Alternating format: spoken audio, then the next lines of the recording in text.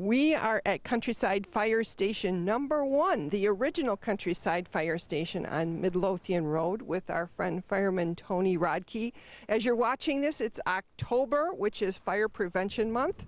And before we get going, let's remind everybody, if they're watching at the beginning, you've got October 9th is a big day. That's our open house pancake breakfast, and this year's kickoff to Fire Prevention Week, which reminds us, don't wait. Check the date, replace your smoke alarms every 10 years. Okay, not just the batteries like we like you to do when you change the clock, the whole thing. The whole smoke alarm, and if you have 3 levels, hopefully you have 1 on every level, you'd want to replace the 10-year-old smoke alarms. Okay, write a date on it too so you know next time you go around. That does help, and lots of manufacturers now are putting that date on there, kind of like a expiration. Good idea. So 10 years, you want those things out. You want the batteries switched on if they're good to go. That's one of your things you're going to push for this year.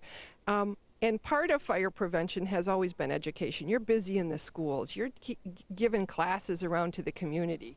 Giving classes to the community, and today, coincidentally, we're going to be giving a class to local realtors on fire sprinklers. Well, let's talk about this. We're in front, you're going to see more as we go, but we're in front of kind of a unique setup. Can you tell us what's going to happen here today? Yes, this is a side-by-side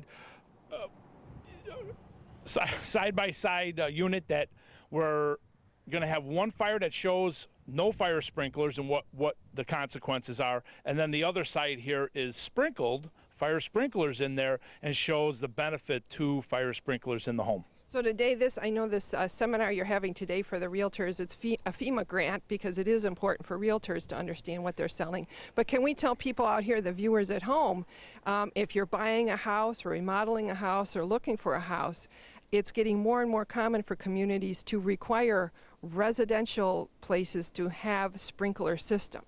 It is getting more common, and in fact, Vernon Hills has adopted that ordinance, so any new home being built in Vernon Hills will have fire sprinklers, which is a benefit to the homeowner. Okay, yeah, let's talk about the benefit, because I know we've seen them in commercial buildings for years. And frankly, I think there's a lot of myths out there, but we worry, is that what it's going to look like in my home? So can we talk about the benefits and dispel some of the myths so that people kind of get on board with it? The benefit is it's going to help save lives and protect your property. And buildings with fire sprinklers, there hasn't been fire deaths with working sprinklers and working smoke alarm. Key word, working. Other benefits is it's going to put water on the fire immediately. The fire sprinkler is rated for 155 degrees Fahrenheit. What you're going to see doesn't take much more than a few pieces of newspaper and no more material than your t-shirt. It reaches 155 degrees. The fire sprinkler is going to activate, start spraying water, keep the fire in check, allow you to escape, and most likely extinguish the fire as well. The myths are, oh, all the fire sprinklers are going to go off in the house. Again, that is a myth. Only the ones that are heat activated. Also, fire sprinklers put out about 15 gallons of water. Now imagine 3 5-gallon buckets tipped over in your bedroom. That's a mess. We come in 10 minutes into a fire and you're going to see the damage that's caused after about 10 minutes. We're putting 250 gallons of water on a fire a minute. That's like 50 buckets of water. That's not a mess. That's a catastrophe. And it's in every room by then because it has spread instead of been contained in the one place where the sprinklers kept it. Well, it can spread, and that's why we teach folks to close their doors when they exit. You leave a door open, that does spread the fire. Okay, so that's something good to know. So if I had a house, sprinkle it or not, if I'm leaving the place where it is because I got to get out, you shut the doors as much as you can just to try to keep it contained. We're always teaching with your exit plan, close the doors on your way out, get to your meeting place, call 911 in the event of a fire. Let's talk about one more thing about sprinkler systems, because we've seen those in, commercial establishments, like the little daisy wheels up on the roof. Is that what it looks like in a home? No, actually, there's nice decorative covers. The paint can match as well. We don't want somebody that says, oh, they're ugly. Well, guess what? They're inserted into the ceiling. Those covers heat up, they fall out of the way, and that's what activates the sprinkler. So they're decorative covers. Don't even notice they're there. Okay. And I've heard of people who, like, not just on a remodel, like when they do something major, but I've heard people retrofit their house because they feel so strongly about it once they've had a situation. You can definitely retro your house. That's going to be a little bit more expensive than building it into a new home. But it's a good thing to do. Absolutely. So that's information about sprinklers. It's kind of new information as far as when it comes to residents. So that's something we're going to learn about, and we're going to see here as we go.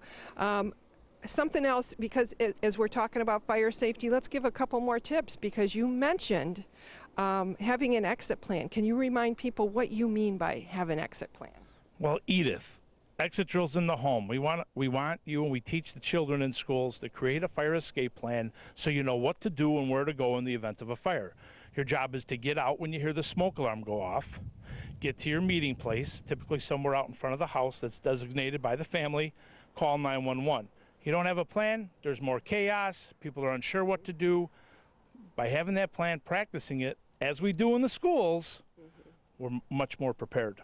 We used to do that when the kids were little. We'd even teach them how to get out like of windows and things like that, because it was fun, but it was important too, because we wanted to have more than one way to get out of a lot of places. We do stress understanding how to open your window, but really having a working smoke alarm is typically going to allow you the warning, give you the time to literally stand up, walk out the door, close the door, and get to your meeting place. Go to the meeting place. So it is important to have that meeting place. And as you say, not just when you have a big emergency. It's obvious that's a time to call 911 and you guys respond as quickly as possible. But I know you guys want to impress on people, when is it appropriate to call 911? When in doubt, call 911. With a fire, you want to get out first, call 911. But again, if you have like a situation, whether it's, an injury or something and you don't know what to do. When in doubt, call 911. Call it out.